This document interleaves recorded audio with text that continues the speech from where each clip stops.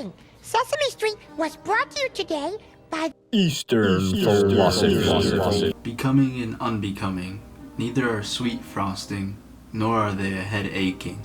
Rather, one and the same, happening. Oftentimes, in philosophical discussion, especially in academia, Eastern philosophy is often not thought of as distinguished as Western philosophy.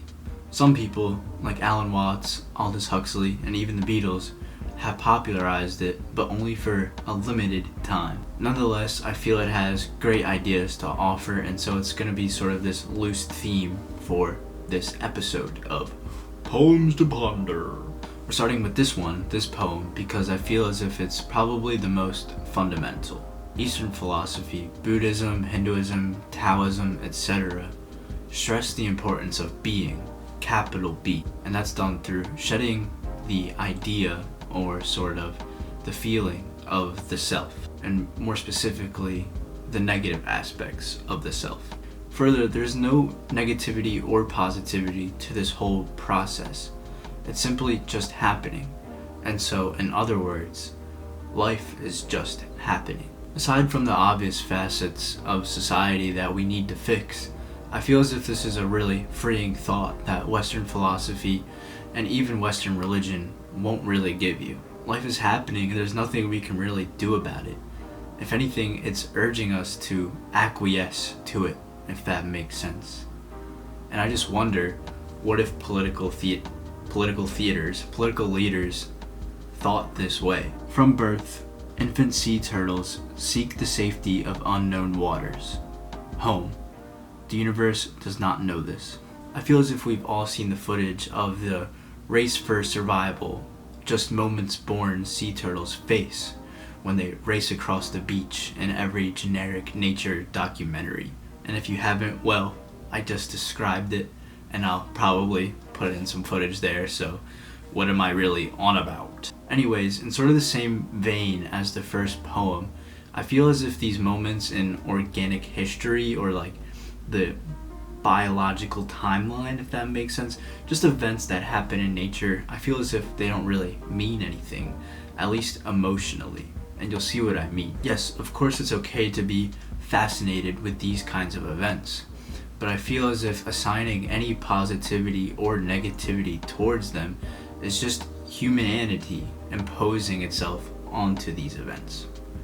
It's sort of a bit like David Hume with induction, although he's not coming from this Eastern place. In other words, I feel as if humans try to become the arbitrators of truth, or God if you like, a bit too often. See, even if the universe, or whatever you really want to call it, God, or just, the universe, the generic overseer, but even overseer has bad connotations, and I'm looking at this semi-religious painting.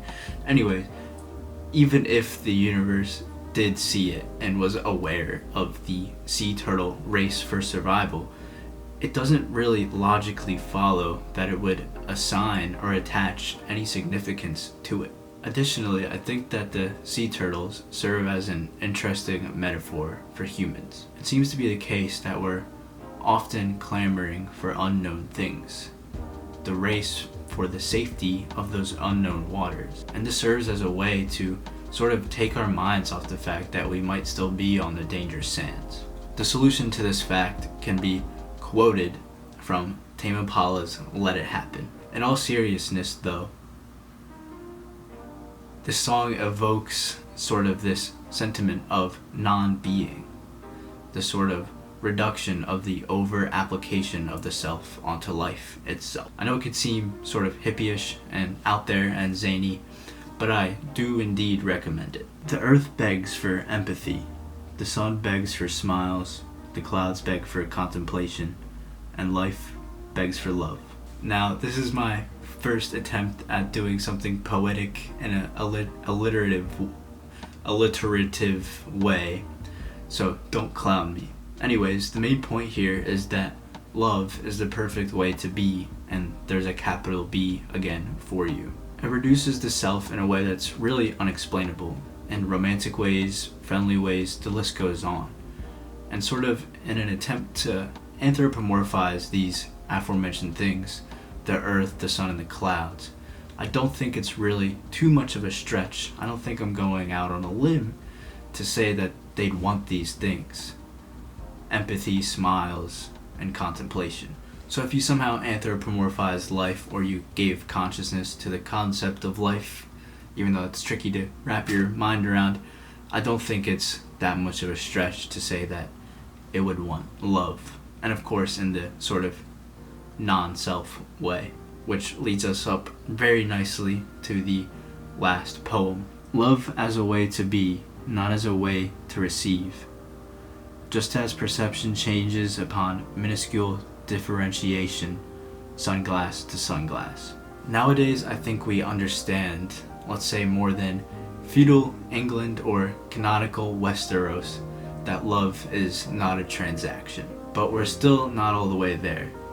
Due to the system that we live in, it's made easier, and we're sort of forced along the path of interactions and relationships being transactional. You know, do this for me and I'll do that for you. And further, maybe even more scarier, in an ironically capitalistic way, sometimes we see people and we think that we can get a return on our investment from them. Nonetheless, real love, at least in a universal sense, has not been accomplished. And you know, it might be wishful thinking to think that it could happen, but why not at least try?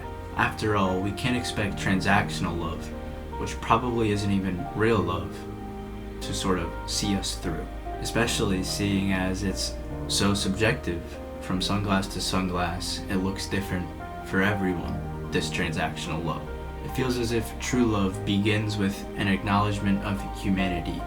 It's not caused by glitzy rings or beauty.